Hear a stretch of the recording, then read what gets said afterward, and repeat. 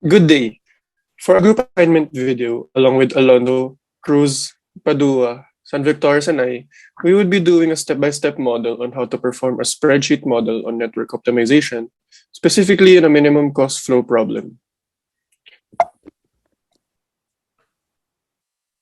So in a network optimization, some networks are designed to provide flow of some type of certain points of origin along various permissible routes to certain destinations. Network models involve restrictions on the type of constraints that can be included. Generalized network models include constraints for balance equations, where inflow to a node equals outflow, in addition to supply and demand constraints. Next slide. It involves the minimizing the cost of shipping goods through a distribution. A typical application of the problem involves finding the best delivery route from a factory to a warehouse where the road network has some capacity and cost associated. Next slide, please. So some points to ponder on. The model for any minimum cost flow problem is represented by a network with the flow passing through it. Next slide. So the circles in the network are called nodes. Each node, where the net amount of flow generated, outflow minus inflow, is a fixed positive number, is a supply node. Each node where the net amount of flow generated is a fixed negative number is a demand node. And any node where the net amount of flow generated is fixed at 0 is a transshipment node. Having the amount of flow out the node equal the amount of flow into the node is referred to as conservation of flow. The arrows in the network are called arcs. And the maximum amount of flow allowed through an arc is referred to as the capacity of that arc.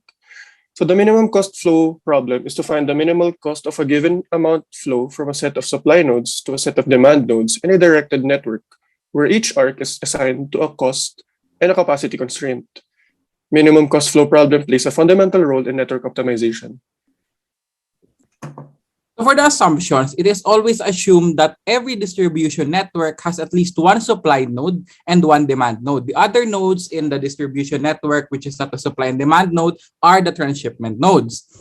And it is also assumed that the flow through an arc is only allowed in the direction indicated by the arrowhead. Meaning, hindi po pwedeng magpabalik-balik. One way lang po ang direction ng arc. And the network has enough arcs with sufficient capacity to enable all the flow generated at the supply nodes to reach all the demand nodes. So for every supply node po, dapat may sufficient arcs o may sufficient options na mapipili ang business or ang mga managers to know what is the minimized cost o paano po sila makakamura in delivering their goods and services.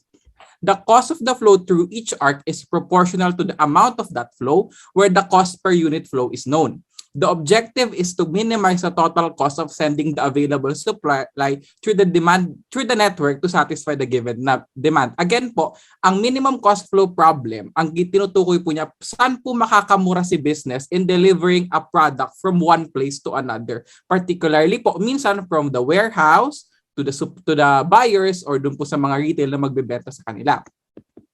So there are two properties po in the minimum cost flow problem. The first is the feasible solutions property. Sasabi po dito, a minimum cost flow problem will have feasible solutions if and only if the sum of supplies from its supply nodes equals the sum of demand at its demand nodes. So simple lang po, it's like economic supply and demand, kailangan po equal sila para walang surplus and walang shortage.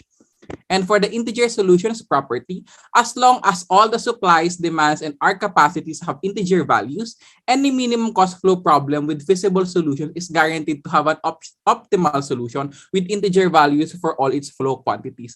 Meaning po, if may positive value ang bawat supply, demand, and arc, magkakaroon po lagi ng optimal solution ang isang distribution network.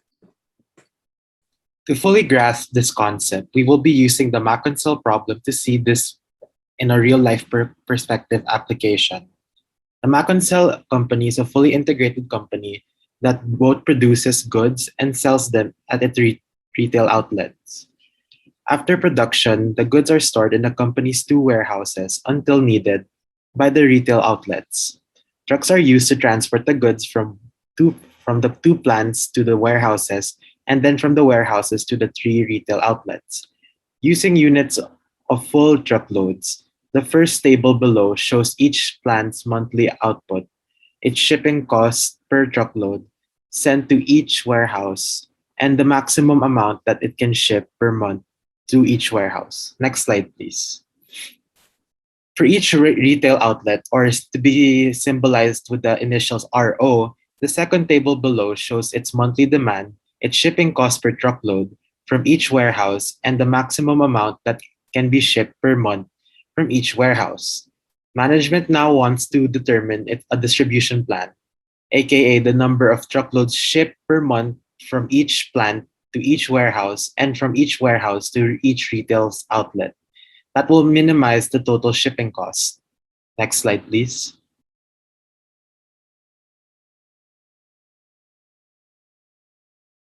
As you can see, based on the tables here below, the information has been given to and the information has been given as well as the values that come with the shipments and the other logistical matters. Next slide, please.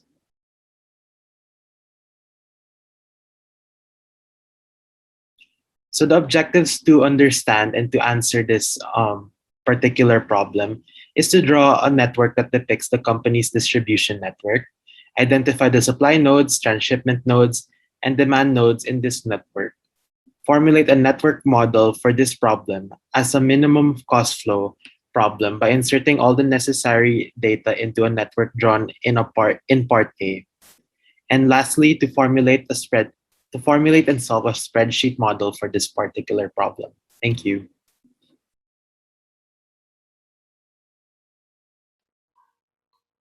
For subproblem A, as you can see here on the screen, the network diagram for Maconsel Company has 7 nodes in total. Plant 1 and Plant 2, which are represented as P1 and P2, are called the supply nodes. This is where Maconsel produces its goods. As for the transshipment nodes, we also have 2.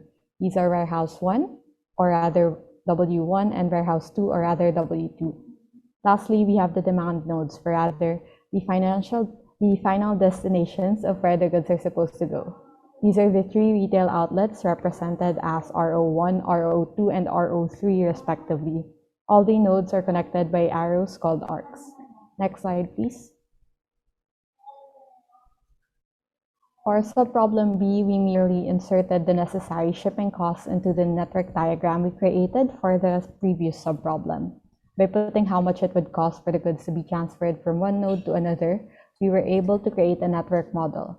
As you can see, the cost of transportation or shipping from P1 to W1 is $425. Now, from Warehouse 1 to Retail Outlet 1, the cost is $470. Plant 2 to Warehouse 2, however, is a bit more expensive with the cost of $600. Ultimately, the costs are placed above the respective arcs or arrows that indicate the direction of the flow of the goods. Now that we know the problem and it is a minimum cost flow problem, we will solve it in Excel. So we enter the shipping model as followed. So the amount shipped, capacity, unit cost, nodes, net flow, and demand. Okay. So for the optimal solution, our formula will be the sum of products of the amount shipped and the unit cost. So you can see here. For our first constraint is the amount shipped should be less than or equal to the shipping capacity. This arises possibly from the capacity of the trucks being used, right? And as we look here, to satisfy another constraint or our last constraint, which is the demand to have the optimal solution. So the net flow should be equal to 200 to have a efficient solution. No? So for our constraint, right? Let's go to solver. So for our objective, it is the C14, and we choose the minimum, right? And for our changing cell, so our changing cell is the amount shipped.